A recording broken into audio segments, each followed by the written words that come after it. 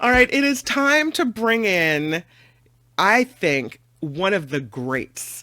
When I was thinking about how to introduce this person, I thought to myself, I could introduce him as a talk show host. I could introduce him as an anchorman, as a newsman. And the best term I could come up with is broadcaster. He's like the broadcaster. This guy, I mean, to have worked in the same radio station as him, incredible honor. Gil Gross, everybody, the broadcaster. What? Well, since I can't possibly live up to that, I'm leaving right now. Nice seeing you both. So, Pleasure to meet more you. about you. You're a former ABC News correspondent. You're a former talk show host. All of them, actually, CBS and NBC. Oh, and too, CBS. At some point. Yeah. You're still laying down specials, I think, for CBS Audio Network, Yeah. right? For Okay. for the CBS News Radio, which is both the audio network and stations around the country.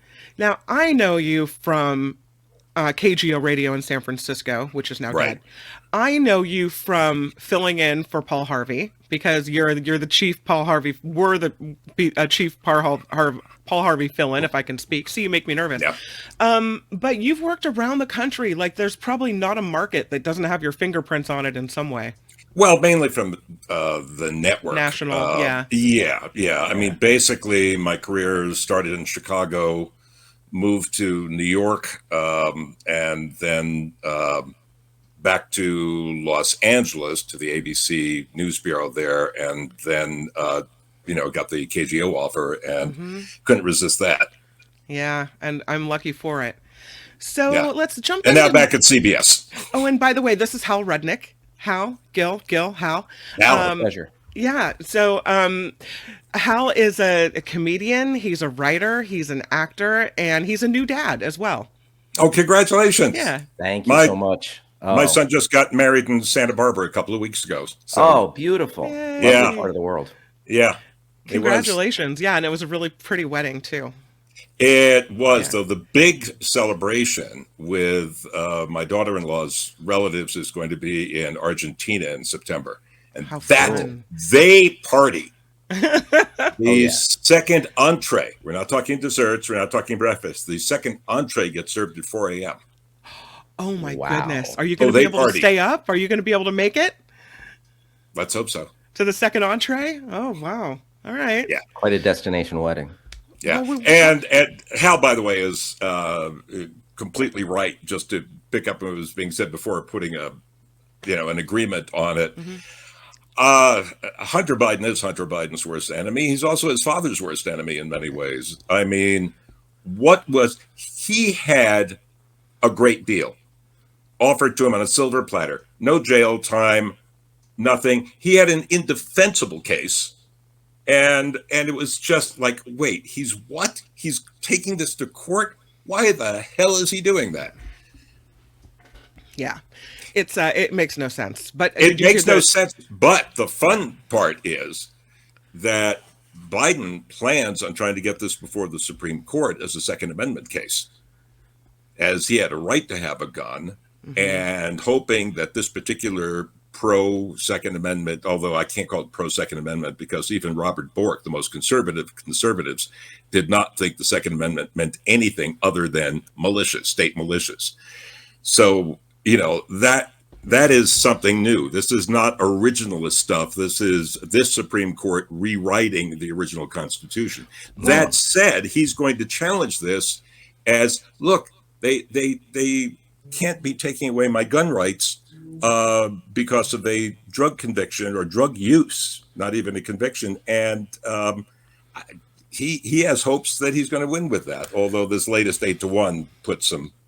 Yeah, put some see, doubt that's on what that. I'm thinking, because Yeah. if the Supreme Court says, oh, we agree, if you're someone accused of domestic violence under a restraining order, you shouldn't have a weapon. I'm on board with that, by the way. Then it would follow that maybe a drug addict or someone who has an issue with that should also not have a weapon. So I don't know how strong of a case that will be. I think he has, as he, look, this is a tradition of bad presidential relatives. The Nixon brothers who basically got $100,000 each. They weren't supposed to get. There were campaign contributions that got filtered through Bibi Rebozo, Roger Clinton, Billy Carter. I mean, there's a whole history. Seems like a more innocent time with thinking about Roger Clinton and Billy Carter. Yes. Yes, Billy although, Beer. well, Billy Beer wasn't, of course, what he was got in trouble for. What he got in trouble for was trying to act as a foreign agent for the Libyans. Oh, wow. okay. Yeah. That's a little spicy. Oh, right yeah. there. No, that was real spicy at the time. So it's kind of in there, but I can't make heads or tails out of what Hunter Biden did, except his own kind of ego, and that even if he's off drugs, he's still pretty addled. Yeah. Something else we talked about before you came on was Julian Assange, and Yeah. that he is making a plea deal that he will be given credit for the 5 years served, and off he goes into freedom. And I just thought I'd throw it at you to see if you have any opinion you want to share. It's not a big fan of his, but Chelsea Manning is out, and basically, total, counting the British time and everything, of about 6.5 years. That's probably close to what he would have gotten. So, yeah. It is what it is. It's, I hate to say it is what it is. It's it's the cliche that it is, but yeah. Look, even when we talk about Trump, and everybody's envisioning him in an orange jumpsuit and all of that, you're talking about a 78-year-old man with no criminal record. The odds of him going to prison are very low, very, very low, almost to nil. Yeah, I know there was a silence there that you could drive a truck through, but it's just a fact.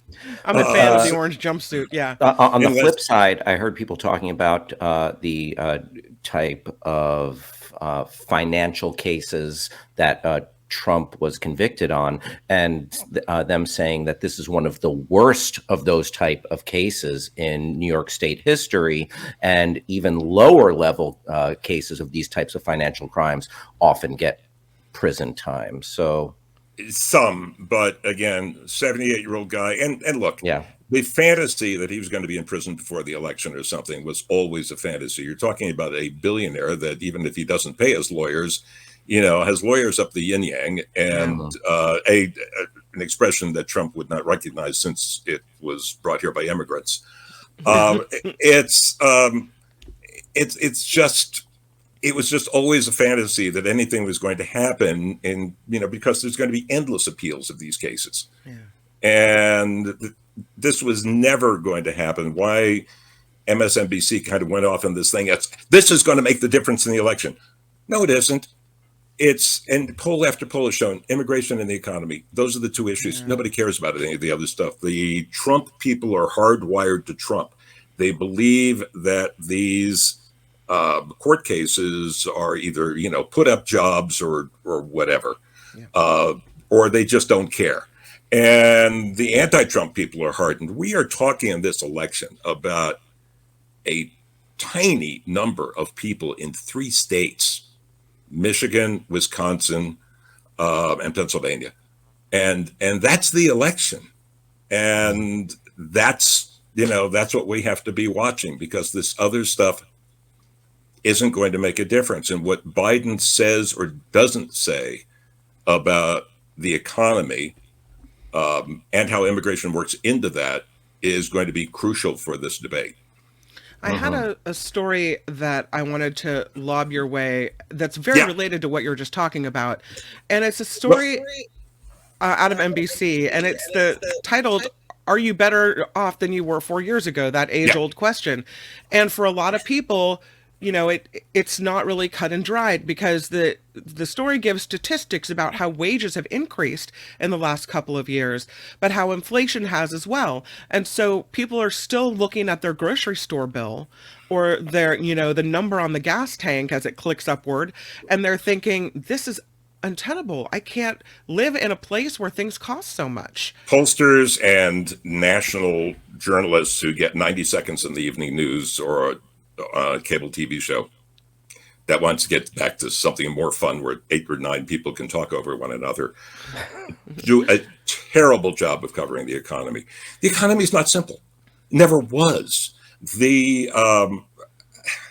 even I remember decades ago, economists telling me that, oh, well, this is going to happen because this is what happened in the past. And back then it was like, no, because then we didn't have people who had credit cards who could just go buy stuff when they didn't actually have the money. Mm-hmm. And that was a big difference. But economists were still trying to figure out the economy based on information from 20 years ago.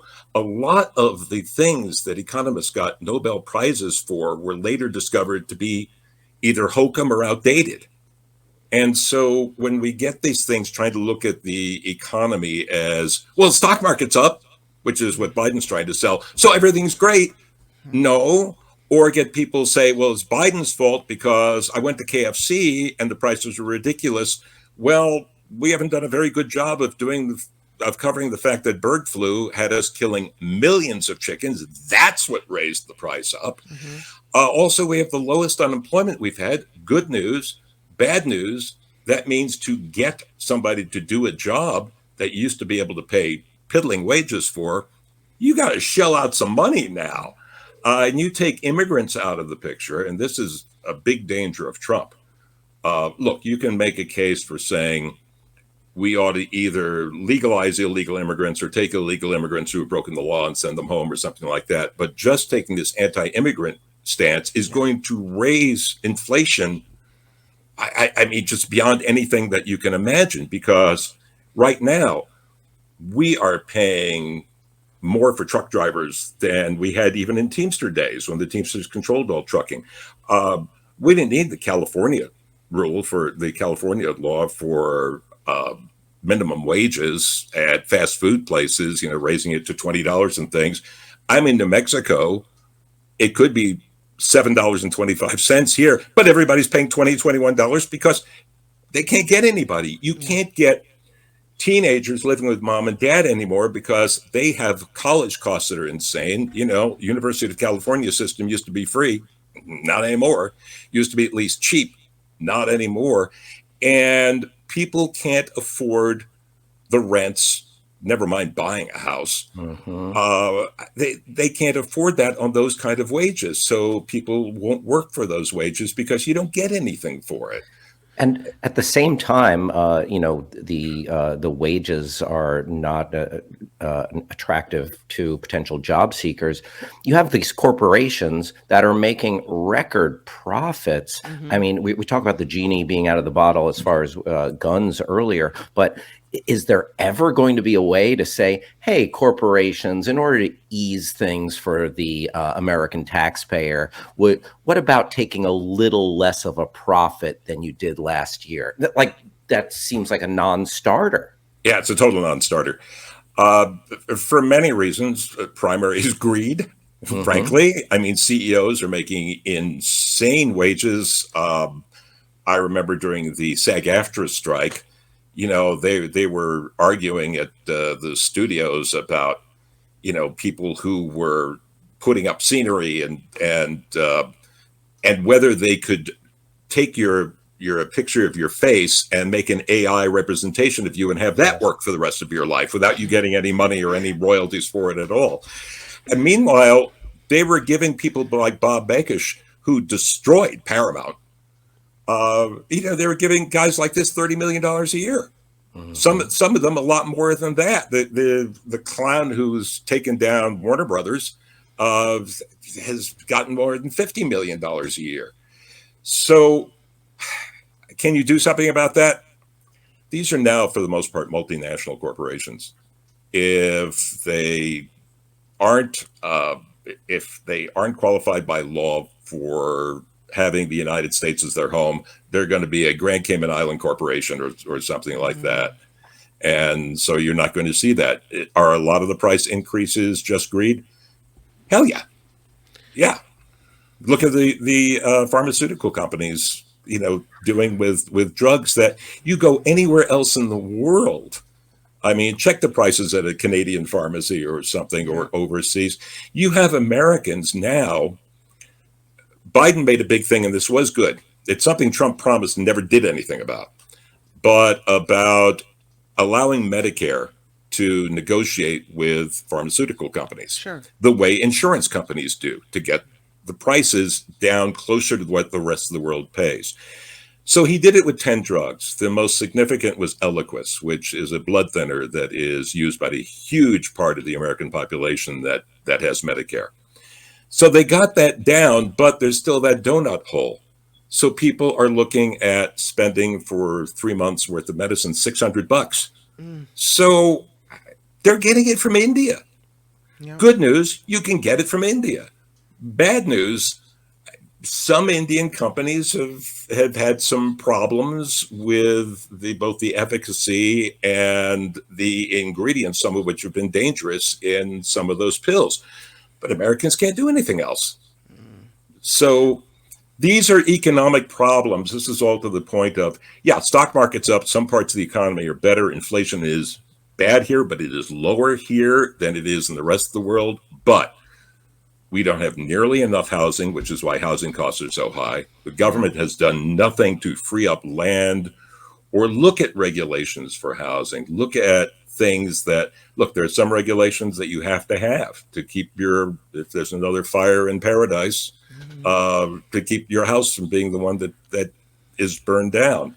But there are other things that just add to costs, which is another reason why even if you have land available, which of course in the Bay Area you don't, but even if you had land available, building a new house is now, it's too expensive. So everybody's fighting for the old construction where the building costs were baked in 30, 40 years ago to the price.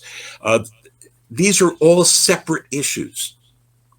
There is no one the economy is good or bad. These are all separate all over things. The place. Well, and that's what the thing is you look at polls of issues that are important to voters, right? I just saw a poll yesterday looking at younger voters and what issues are more important to younger voters. And they list the economy as the top issue. But to your point, no one really knows what exactly that means. When you say the economy is important, most people, are they talking about their grocery bill? Are they talking about home prices? Are they talking about the fact that there's, lower unemployment? What do they mean? Are they talking about the fact that jobs pay more now? They don't mean that. So it depends. It depends on the circumstances, and you're looking at various slices of the economic pie that are completely different. If you are talking to a 65-year-old couple who has, if they still even have a mortgage, has like a 3% mortgage that they got 5 or 6 years ago, then you're talking about the cost of healthcare. You're talking about whether their insurance, they might try to buy insurance for later needs for nursing homes and things like that and find out they're priced out. That's something you either buy when you're 30 years old or you forget about it. If you're talking to young people, you're probably talking about housing costs. It's like, well, I make all this money, but, here's the monthly rent now. Here's how I'll be able to afford a house when mom and dad die. If they haven't had to give all of the equity in their home for nursing care, then when they die, there might be money left over from their house. If I'm lucky and I'm just like one kid and it's not being split among 4 kids, to have enough money to put a down payment on something. Every slice of that economic demographic pie has a completely different economic problem. That's right. Gil, what are your thoughts on this gross simplification? So that's not me. not a Gil Gross simplification. There you go.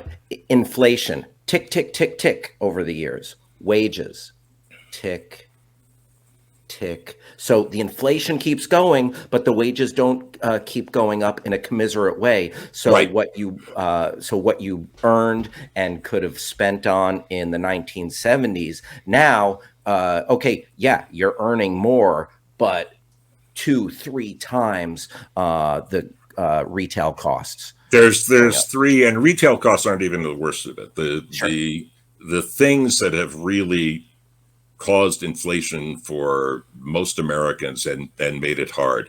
It's been healthcare costs. Some of that was going to go up and is necessary. I don't want to make like all of healthcare like the boogeyman here. When my Yeah. dad died in his 50s of a heart attack back in the 70s, there wasn't anything they could do. They didn't have statins, and they didn't have certainly didn't have transplants, and they didn't have stents, and they didn't have bypasses, and they didn't have the equipment they have now to look at a 3D model of your heart and see what it does, and they didn't have some of the drugs that we have now. I remember they told us if he survived 48 hours, his heart may begin to repair, and he did. Now we've got all these new things. We've got all these new drugs, and we have MRIs to find things. There's a couple of things that would have either killed me or made me a quadriplegic that were found with MRIs that a couple of decades ago didn't exist, but MRIs aren't cheap. So healthcare was going to go up, but the costs have gone way above inflation. So healthcare, education. The UC system. Yeah. If you made it, you walked in. If you didn't make it, you went to one of what we used to call the junior colleges, right? And went there. And by the way, still, if there's any parents of college age or soon to be college age kids out there, still the best way to go to school is for college costs and I know. Your neighbors, you'll hate what your neighbors think about you because you all want to go out there. My kid got into Stanford. BS. Put it aside. 2 years in community college, then transfer to Stanford. You get a Stanford degree, the exact same degree as if you had spent $200,000 more. Yeah. Or UCLA or wherever you want to go. It's silly, but people are like, oh, my kid's going to community college like their kid's a failure. It's not, hey, my kid's so bright, he doesn't want to be weighed down by debt the rest of his life. Yep. But you have that persuasive argument. Yeah.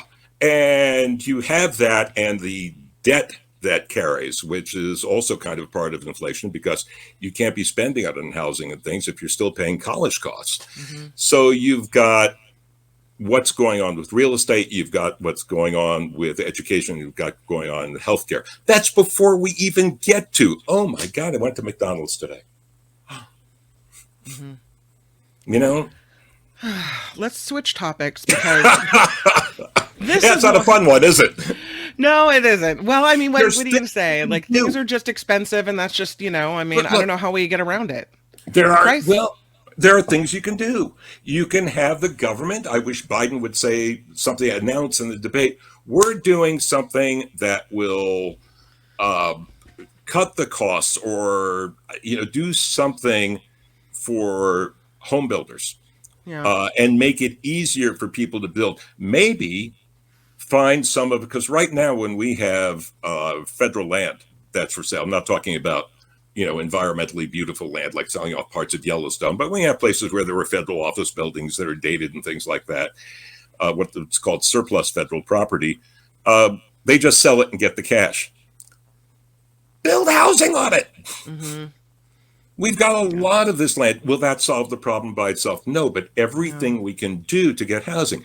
Alabama, not a progressive state, okay? Alabama now has a program where they are paying to have roofs reinforced of people's homes.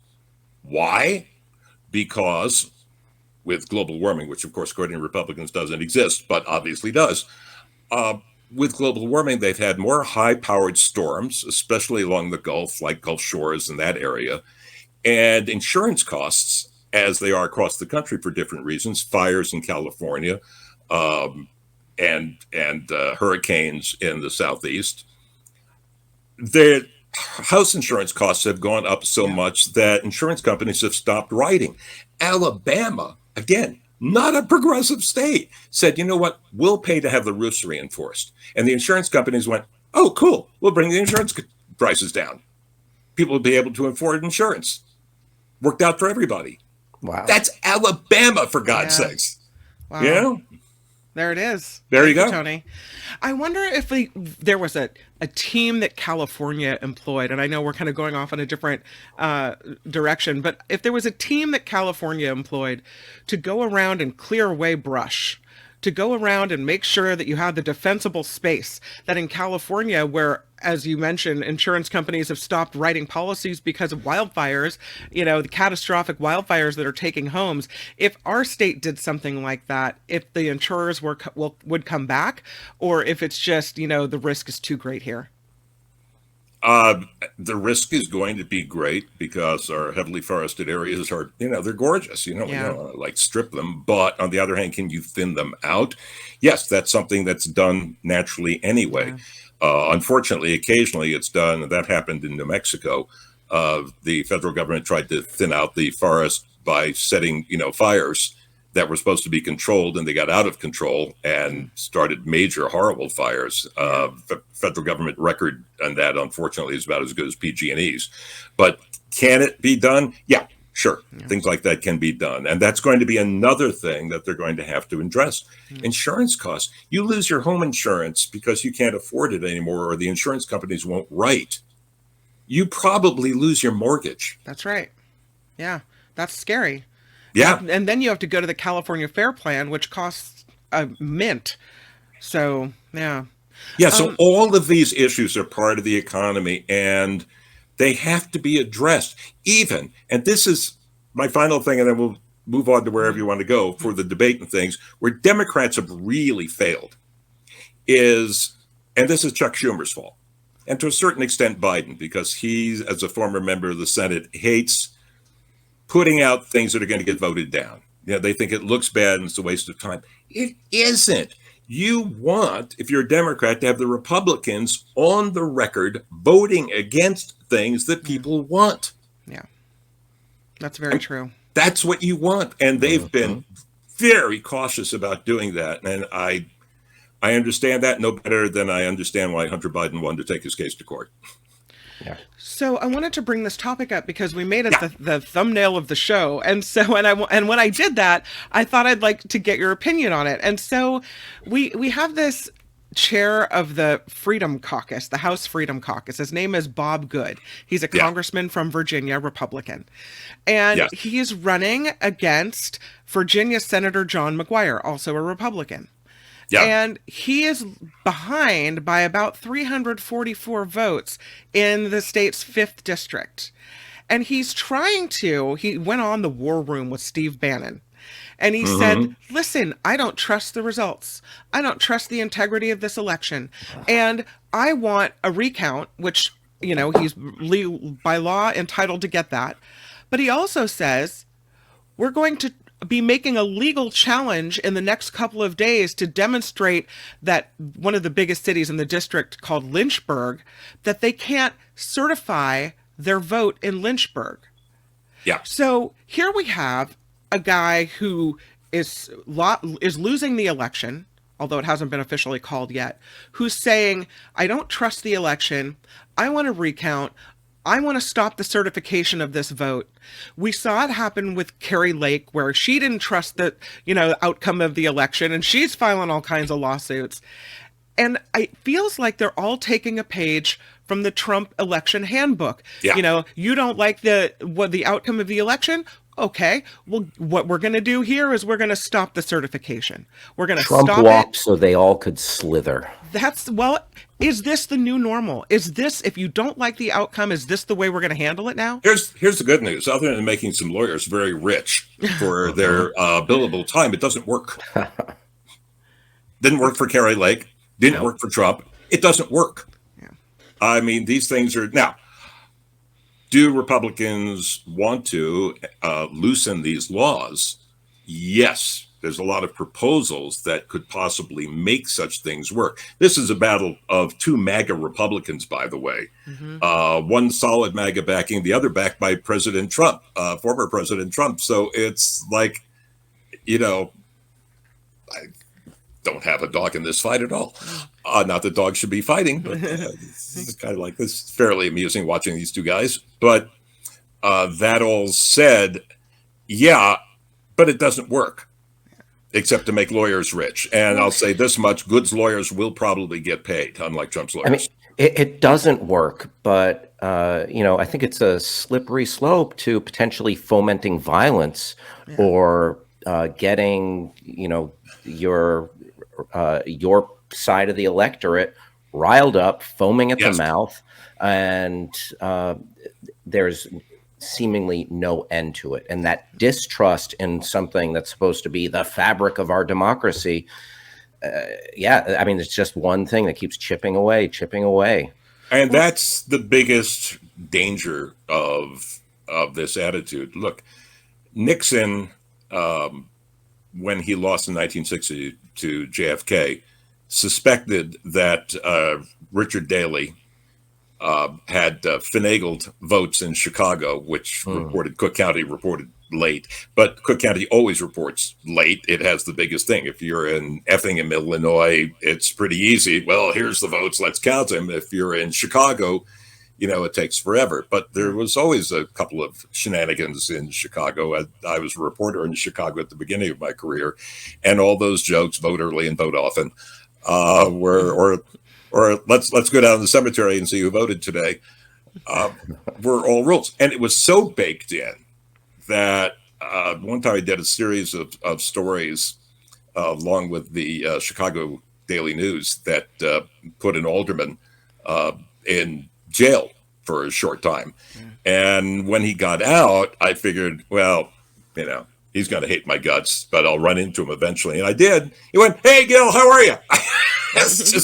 It's just part of the way Chicago works. just the way that doing business. But Nixon decided, this would be bad for the country. Nixon, Crazy. Watergate, Nixon, dirty tricks, Nixon, that Nixon thought in terms of an election, especially a presidential election, it would be too harmful to the country to try and protest the vote. Those days are long gone. Oh yeah, through the looking glass on so many issues like that. Well, here's the scary part for me, and I know I'm coming to the end of my Gil Gross time with you. But when this whole thing with Trump happened, and they realized that what they wanted to do was make sure that Republicans were in positions of power locally controlling elections, because then they would have more of a way to dispute these things. Has that happened? Did they manage to succeed in doing that? And is that why all of these disputes are coming up now, because they think they've got more of a chance at cheating? The politicians have more of a chance of selling this argument, but the thing behind this working with voters is a far broader problem in American society that has led people to believe this, which is our political lives and social lives are now so siloed that people truly don't know people who believe things that they don't. Yeah. Trump voters were shocked that Trump lost because all they know, they watch Fox, just the same way people on the left watch MSNBC. They watch Fox. They got rid of their Trump hating friends. And there's this thing on Facebook and on all the social media things, friends. Well, come on. A friend is somebody who, Mike Nichols once explained his friendship with Elaine May. People said, "Why did you two ever get married?" He said, "Here's the thing. Elaine's my friend. And my definition of a friend is, if I get hit by a car, who am I going to call who might actually come to my aid? Those are your friends. Everyone else is an acquaintance." Yes, it's true. But now we've defined all of these people as friends, and people are afraid, well, if I'm pro-Trump or pro-Biden, and I change my mind and I put it on my page, I'll be unfriended. My friends will go from 300 to 5. I can't do that. And so people have been hardened by these silos of information and social media that I don't even know who the hell my parents voted for. I have a suspicion who my dad voted for, but because he did this little jig in the front hall when the newspaper came that Joseph McCarthy had died. But I don't know who my mom voted for. Did she vote for Eisenhower or Stevenson? People didn't put stuff in their lawn. People didn't talk about it that much. That is where a lot of this comes from. People no longer have people in their social circles who don't agree with them. And that means when news comes that they don't expect, because nobody on Fox or MSNBC told them that this was possible, they are shocked. And they don't believe it. It must be a lie. Somebody must have done something illegal. Must be chicanery. Exactly. And that feeds into this crap. Gil, I have to get a comment from you real quick. Breaking story. PT in the chat section says Gil Gross for president. Oh, wow. How do you respond? Well, you know what? At 76, I'm younger than Biden and Trump. So there you go. You got an in right there. I guess I've got an in right there. Yeah, I don't think I could do that to my family. Trevor throws down $10 and says we need to see Gil Gross more often, even regularly on the Mark Thompson show or the after party. We miss Gil. So you might have to come back more often, my friend. I'm telling you. Maud also says with $25, and she says, thank you for the great hosts and the great guests. So very nice. Thank you, guys. No, thank you. Well, that's $12.50 for me and Hal. There you go. So quick question before we let you go on the way out. Can you mention the debate and anything to watch for? Any opinions going into this? Any broadcasting? As I know they've already started criticizing the moderators before the debate has even happened. So I don't know. What are your thoughts about the debate as we go into it? I don't think debates for the most part change votes. That said, since we're talking about a small number of votes in a small number of states, I think there's a chance. I think what Biden has to do is stop trying to sell the idea that that everything's great with the economy, because as we spent a long time earlier in this half hour explaining, it's great for some people, it's terrible for some people. For some people, it's great here, terrible here. He's got to come out, I think, with programs, announce programs, initiatives to attack these things, to get housing built, to do something more about healthcare costs. And he's got to be doing that and taking the initiative. Trump is at his worst when he's trying to respond to stuff because he's not bright about these issues. And he's at his worst when you push him on specifics.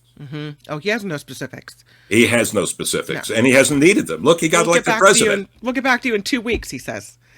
He's got the best ideas. Yeah, it's the very best. The Mexicans are going to build the wall. Now he's saying that he can end the war in Ukraine in 24 hours. I mean, he's got all of these things that he won't make good on.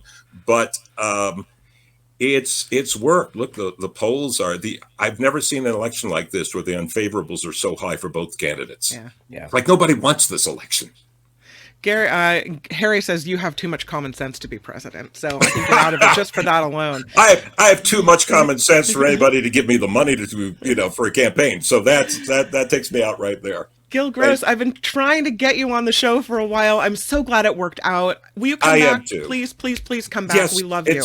It's been crazy busy. But and if you're in Santa Fe, Rhoda and I are doing a play that we wrote. We're in rehearsal. It'll be the end of the month. And if you're not in Santa Fe, why not? What play? What play is it? We're still kicking the title around. Although they're selling tickets under a title that wasn't anything we came up with. And you've got your July 4th special as well, right? July 4th special is coming up. I'll finish with that. It's really, really good. Okay. It's mostly about the Revolutionary War history you didn't know, people that you didn't know. The King of Mysore and how he helped us win the revolution. A woman who wrote anonymously, and only Tom Paine was more successful as a pro-revolutionary pamphleteer than she was. Wow. General Nathaniel Greene, who not only ended up basically helping us win the revolution, but helped George Washington keep his job. The Oneida Indians, who not only supported the American Patriots, but actually also helped the American Patriots at Valley Forge eat by bringing them corn. A lot of great stories you've never heard. Sounds great. CBS Audio Network, July 4th special with Gil Gross. We'll look for it. Thank you, Gil. Bye-bye. Gil, thank you Bye. for your perspective and your dulcet tones. What a great know. voice as well. It's the truth. It's the truth. It doesn't get better than that. That's All amazing. right. It's Thanks, all on Gil. YouTube. Bye-bye. Hi, it's Mark, and I thought that was great. Hit the notification bell. You'll know whenever there's a new video being dropped, and please subscribe to our channel to help us save the universe.